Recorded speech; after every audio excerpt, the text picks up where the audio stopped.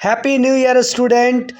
We will read with Jill in this year and we will achieve a success in English. Guys, आज हम पढ़ेंगे begin to. जब हमें यह बोलना होता है कि कमला अंग्रेजी पढ़ने लगी, मैं मंदिर जाने लगा, राधा मंच पर नाचने लगी, सुमन मुस्कुराने लगी, वह मुझे प्यार करने लगी, जब इस तरह के वाक्यों को हमें बोलना होता है तब हम बिगेन टू का इस्तेमाल करते हैं या बिगेन टू का प्रयोग करते हैं। दूसरा कॉन्सेप्ट हम ऐसे भी ले सकते हैं कि जब भूतकाल में कोई कार्य शुरू करता है या करने लगता है तब हम बिगेन टू का प्रयोग करते हैं। इसकी बनावट होती है subject plus begin to plus verb one plus object. अब इस तरह के जो भी हमारे वाक्य बनते हैं, ऐसे वाक्यों के अंत में लगा, लगी, लगे ऐसा आता है। लेकिन ये तो एक साधारण पहचान है। जब कोई कार्य शुरू करता है, जैसे शुरू करने लगा, वह पढ़ना शुरू किया, तो वह पढ़ना शुरू किया, वह लिखना शुरू किया, वह धूम्रपान शुरू किया। तो जब शुरू किया तो भी हम यहाँ पे ऐसे वाक्यों का ट्रांसलेशन करेंगे। हमारा मूल उद्देश्य क्या है या मूल कॉन्सेप्ट क्या है कि कोई काम करना शुरू किया, तब अतीत में। तो सब्जेक्ट होगा, बिगेन टू होगा, वर्ब वन होगा और ऑब्जेक्ट होगा। इसे हम और बेहतर समझते हैं, उदाहरण ले लेते हैं। उदाहरण जैसे मैं मंदिर जाने लगा, मैं मंदिर जाने लगा। क्या होता है, मैं के लिए आई हो गया हमारा सब्जेक्ट और बनावट के अनुसार begin to.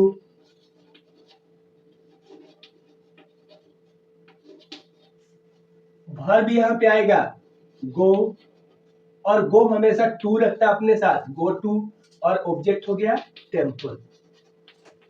I begin to go to temple, I begin to go to temple. ये बिगेन टू हो गया, ये बिगेन टू, ये वर्ब वन हो गया गो, और ये टेम्पल हो गया ऑब्जेक्ट। तो इस तरह से हमारा वाक्य बना, मैं मंदिर जाने लगा, I begin to go to temple. Radha मंच पर नाचने लगी। कौन? राधा। राधा मंच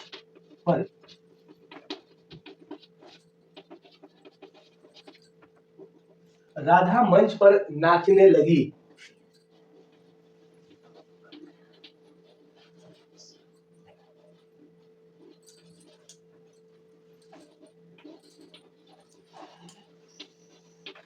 Radha began to dance on the stage.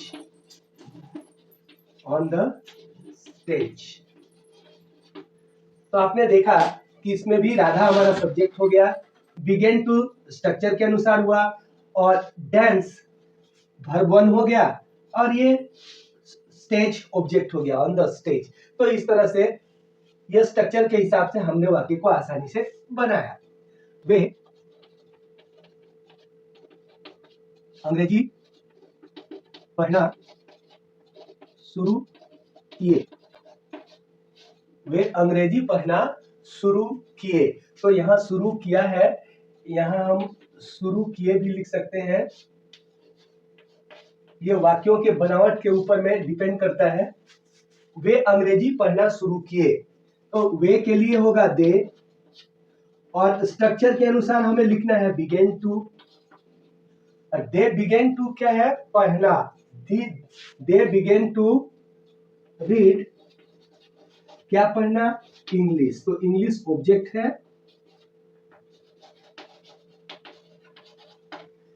They begin to read English. अब देखिए, दे, वे और बिगेन टू स्ट्रक्चर के अनुसार रीड वर्ब वन और English object. They begin to read English. अब हम इसे स्टार्टेड से भी शुरू कर सकते हैं। अगर हम स्टार्टेड से बनाते हैं तो स्ट्रक्चर कैसे होता है, subject plus started plus verb 1 plus ING plus object. Subject plus started plus verb 1 plus ING plus object. वाक्य बनाना हो तो हम बनाएंगे, पहले तो हो जाएगा दे सब्जेक्ट हो गया। अब उसके बाद से हमें स्टार्टेड लिखना है, स्टार्टेड।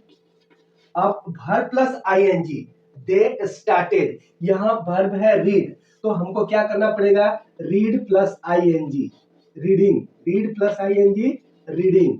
दे स्टार्टेड रीडिंग और ऑब्जेक्ट है इंग्लिश, तो हमें क्या लिखना होगा, English. They started English, they started reading English, वे अंग्रेजी पढ़ना शुरू किए।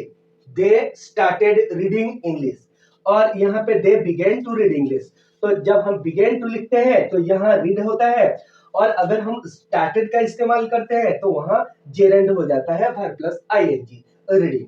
तो इस तरह से हम दोनों तरीके से ऐसे वाक्यों का ट्रांसलेशन कर सकते हैं।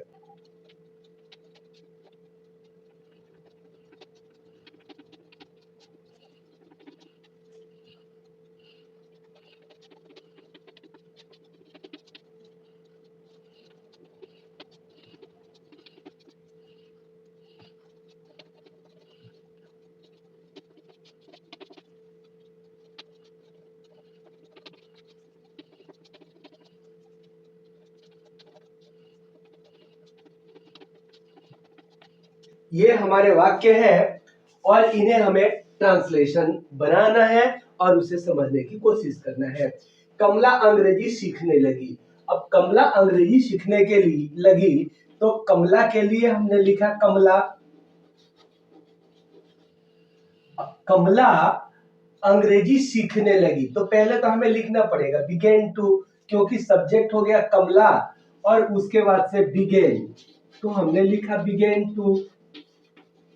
अब कमला बिगेन टू, क्या बिगेन टू, तो सीखने लगी, वर्ब, वर्ब 1 है, तो सीखना का इंग्लिश होता है लर्न, LEARN, लर्न। अब क्या सीखने लगी, अंग्रेजी, तो यहां पे होगा इंग्लिश।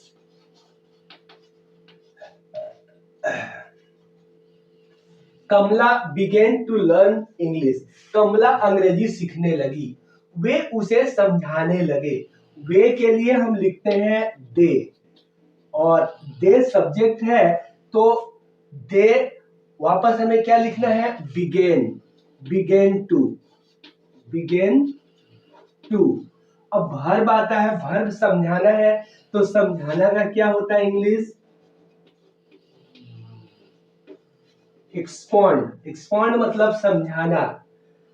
दे बिगेन टू एक्सपॉन्ड, वो उसे समझाने लगे। दे बिगेन टू एक्सपॉन्ड, उसे के लिए him, they begin to expound him, वे उसे समझाने लगे।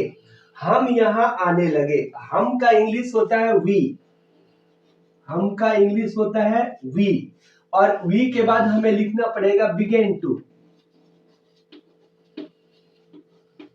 We begin to. अब आना, आना का क्या होगा, कम, और यहां आने के लिए हियर, यहां के लिए here. We begin to come here, हम यहां आने लगे। तुम संदेह करने लगे, तो तुम के लिए क्या होता है, यू। अब यू के बाद हमें लिखना है वापस begin to. You begin to, संदेह करना का क्या होता है, doubt, you begin to doubt, you begin to doubt, तुम संदेह करने लगे। वह पश्चाताप करने लगा, पश्चाताप करने लगा। कौन? वह के लिए क्या होता है इंग्लिश? ही के बाद हमें क्या लिखना है? Begin to. He begin to. अब वर्ब आना है, यहाँ पश्चाताप करना है, तो पश्चाताप का क्या होता है? रिपेंट।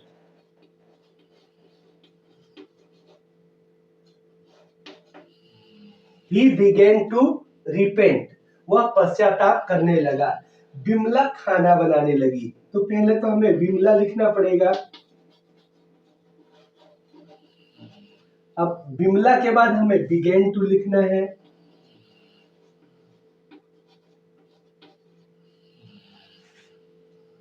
बिमला began to क्या? खाना बनाना। तो खाना बनाना का इंग्लिश क्या होता है? पहले तो होगा कुक,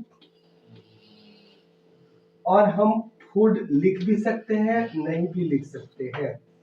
तो Bimla begin to cook food, Bimla खाना बनाने लगी। इस तरह से आपने देखा ट्रांसलेशन। कमला अंग्रेजी सीखने लगी, Kamla begin to learn English, वे उसे समझाने लगे, they begin to expound him, हम यहाँ आने लगे, we begin to come here, तुम संदेह करने लगे, यू बिगेन टू डाउट, वह पश्चाताप करने लगा, he begin to repent, Bimla खाना बनाने लगी, बिमला बिगेन टू कुक। इस तरह से आपने ट्रांसलेशन किया। अब समस्या क्या आएगी आपके साथ कि कौन सी सब्जेक्ट के साथ बिगेन लगेगा, कौन से सब्जेक्ट के साथ बिगेन नहीं लगेगा। तो यहाँ समस्याएं कुछ भी नहीं है, चाहे कमला हो, चाहे बिमला हो, चाहे ही हो, यू हो, वी हो, दे हो, सब्जेक्ट कुछ भी आए, हमें सीधा बिगेन टू लिखना है। क्योंकि बिगेन टू अगर हम देखने जाए तो क्या है? V2 है। बिगेन क्या है? V2 है। और इस V2 के लिए हमें कोई भी सब्जेक्ट हो, सीधा सीधा बिगेन लिखना है। यानी सब्जेक्ट से हमें कोई परेशानी यहाँ नहीं है।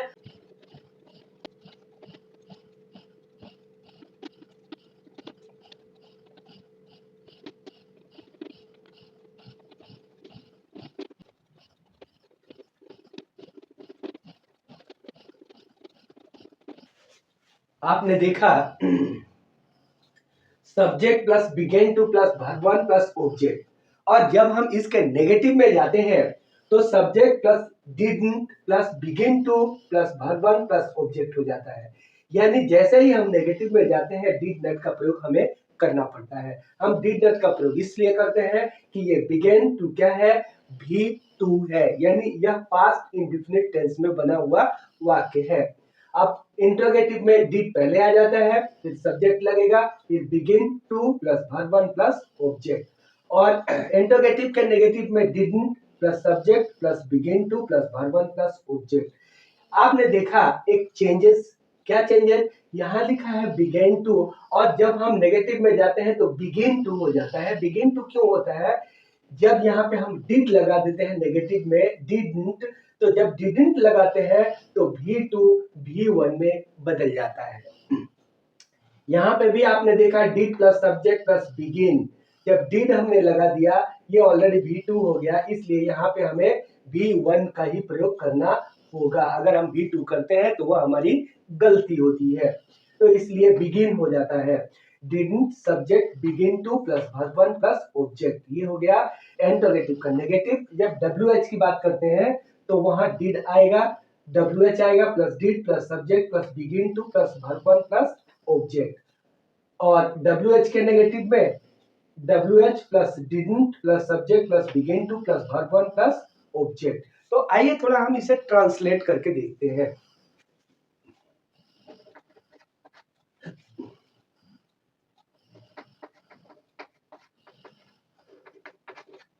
वह रोने लगा। अब वह रोने लगा का वह के लिए हमें क्या लिखना है? ही, और ही के साथ हमें क्या लिखना पड़ेगा? Begin to. He begin to, वह, और यहाँ पे क्या है, रोना, रोने का क्या होगा, क्राई हम लिख सकते हैं, वीप भी लिख सकते हैं। ये डिपेंड करता है कि वह किस तरह से रो रहा है।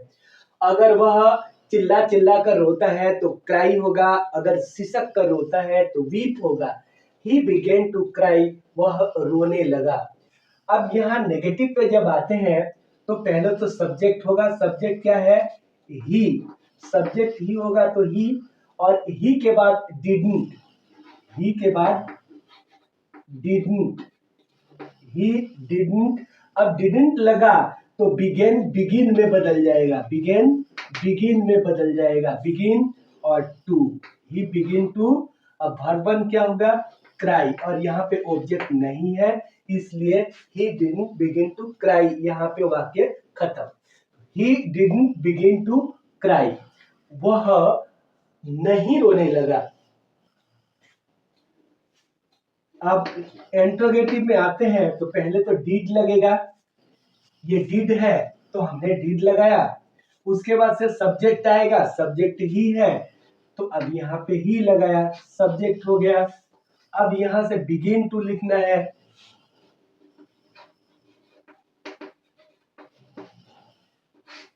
लिखा बिगिन टू। अब वर्ब क्या है, क्राई। अब यह sign of interrogation, did he begin to cry, क्या वह रोना शुरू किया। Did he begin to cry, क्या वह रोना शुरू किया। अब यहाँ पे हमें आना है, क्या लिखना है, नेगेटिव। तो नेगेटिव में जाते हैं तो पहले डिडंट लिखना है, क्या लिखना है, डिडंट। डिडंट लिखने के बाद हमें क्या लिखना है, सब्जेक्ट। तो सब्जेक्ट हमारा क्या है, ही, डिडंट ही। अब यहाँ हमें सीधा सीधा बिगिन टू लिखना है तो हमने लिख दिया बिगिन टू। अब वर्ब वन है क्राई तो हमें लिखना है cry. Didn't he begin to cry, क्या वह रोना शुरू नहीं किया। अब WH, तो WH में हमें क्या करना है, पहले WH लिखना है। पहले WH लिखा, उसके बाद से यहाँ पे डिड, WH के बाद से डिड लिखा है तो हमने डिड लिखा, वाई डिड। सब्जेक्ट है ही तो हमने सब्जेक्ट ही लिखा। उसके बाद से बिगिन टू है तो हमें बिगिन टू लिखना है। अब वर्ब है तो वर्ब है क्राई तो हमने लिखा cry. Why did he begin to cry? वह क्यों रोना शुरू किया। अब यहाँ पे नेगेटिव में why plus didn't,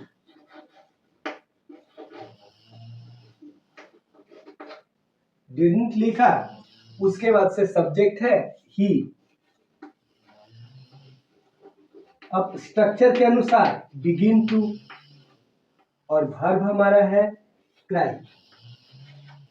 sign of interrogation. Why didn't he begin to cry? वह क्यों रोना नहीं शुरू किया। तो इस तरह से आप देखते हैं he began to cry, वह रोने लगा। he didn't begin to cry, वह नहीं रोने लगा। did he begin to cry, क्या वह रोने लगा। didn't he begin to cry, क्या वह नहीं रोने लगा। why did he begin to cry, वह क्यों रोने लगा। why didn't he begin to cry, वह क्यों नहीं रोने लगा। इस तरह से वाक्य हमारे आसानी से 4 से 6 तरह से बन जाते हैं। यहाँ पे हमने 6 तरीके से वाक्य को बनाया और आप चाहे तो आसानी से इसे प्रैक्टिस कर सकते हैं, समझ सकते हैं और बना सकते हैं। ये डिपेंड करता है कि आप कैसे वाक्य बना रहे हैं। आप चाहे तो इन वाक्यों को स्टार्टेड प्लस जिरेंड से भी बना सकते हैं। जैसे यहाँ पे लिखा है he began to cry, he started crying, he started crying। यहाँ पे लिखा है he didn't begin to cry।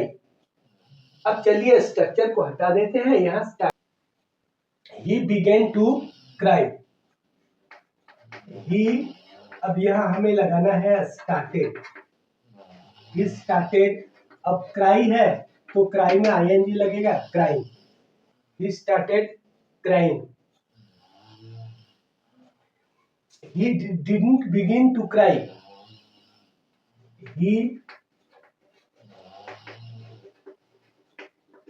Didn't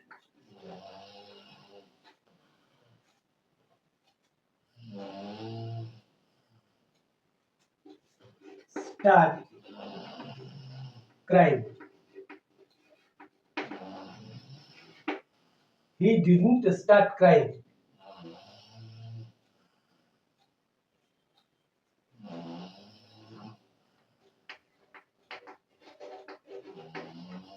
Did he start crying?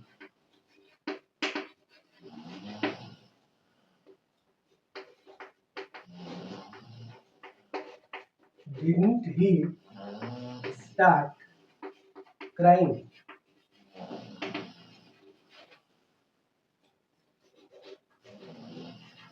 Why did he start crying?